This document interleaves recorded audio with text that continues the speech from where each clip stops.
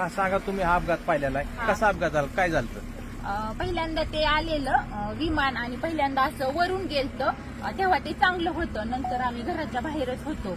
आम्ही गुरांना खायलाही टाकलं आणि घरानंतर आलो तर आम्ही बाहेर होतो आणि ते विमान गेलेलं असं खालून आलेलं आणि खालून असं ते खालून आलं आणि ते बरोबर वरती जायचं, ते असं खाली त्याला अटॅक झालं. ते बरोबर म्हणजे 8:45 तेव्हा वाजलेल्या आणि त्याचा म्हणजे आम्ही पाहिलं, पण एवढा मोठा त्याचा असा स्फोट झाला ना, ते आमच्या घरापर्यंत आला.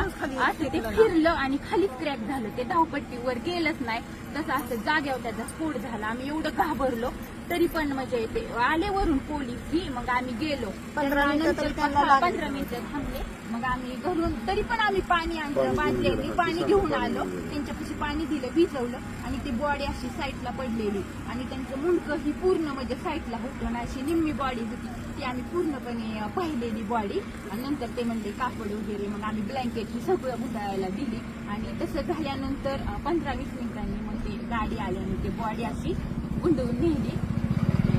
वाईट झालं ते बघितल्याला आम्ही खूप घाबरलो. तुम्ही काय बघितलं सांगा? तेच बघितलं, ते येऊन खाली कोसळलं आणि मुलं जायची वेळ नेमका टायमिंगच्या वेळ होता 8:45ला. खाली कोसळला, असा भडका झाला, चाक येऊन माझ्यापर्यंत आलं तिथं घरापाशी.